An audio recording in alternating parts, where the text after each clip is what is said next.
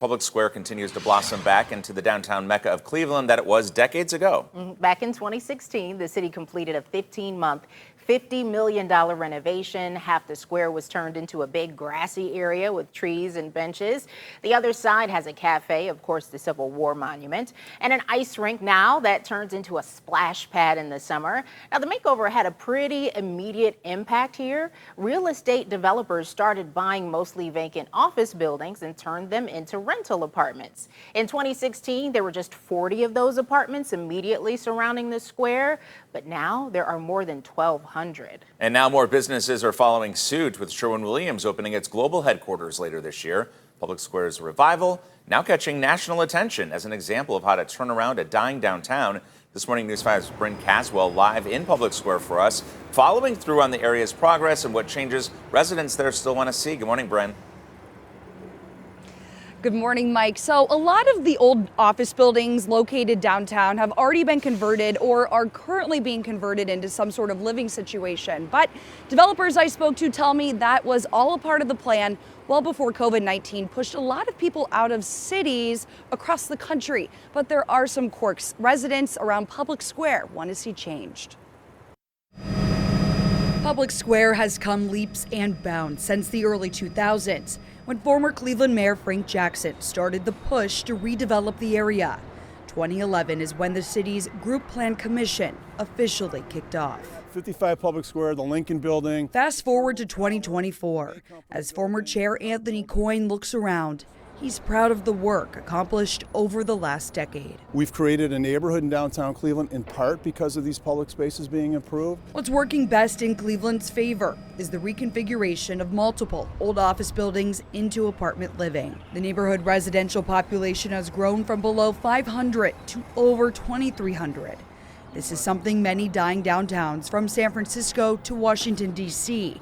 are struggling to do. For once, ahead of the curve at addressing this issue, and hopefully it'll be a successful future for our downtown. Dollars also continue to flood into Public Square development as new businesses and restaurants are getting built around the surrounding areas. The steakhouse Fahrenheit moved to Public Square from Tremont 6 months ago. Owner Rocco Whalen says it was the best choice for his evolving business. The lights, the cameras, the action, the Browns, the Cavs, Public Square.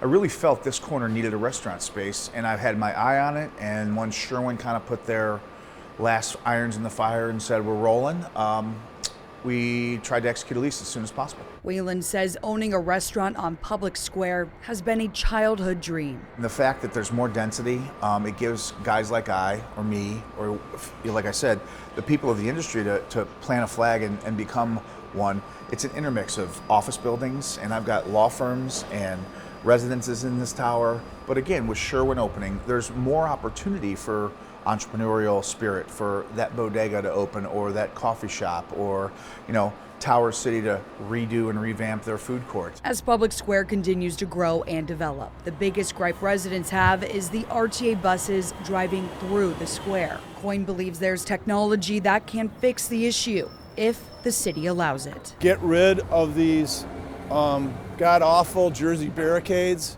and to install systems that could close the square for special events much more easily and less expensively. Coyne's big three recommendations for redeveloping dying downtowns include programming, inclusivity, and having a business plan. So I live downtown and I absolutely love it. There's nothing better than walking to Browns games, Guardian games, even the Cavs games, but I do think downtown is lacking a target. I do find myself oftentimes needing random things like batteries, cat litter, slippers, and you can find all of that at a Target. It's hard to look for that at CVS down at Playhouse Square, even Constantino's right down the street behind me. So I really feel like a Target would get downtown Cleveland in a really good place. But if you want me to continue following through on downtown redevelopment, you can send me your story ideas at bryn.caswell@wews.com. Back to you guys. And Bryn is not alone in wanting a downtown Target, a city Target. Yeah, listen, you never know what the future will bring. I'm sure there are a lot of people behind the scenes, trying to work to do something. Could still happen.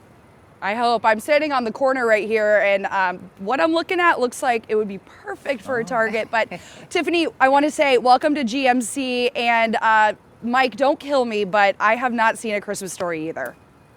And I thought I knew you. See, I am not alone. thought I Thank you. knew you. Thank you for the welcome, sorry. and thank you. Thank you for the fact that I am not alone in that. I need You're to not take alone. I need to take some deep breaths. I'm glad you have the next read.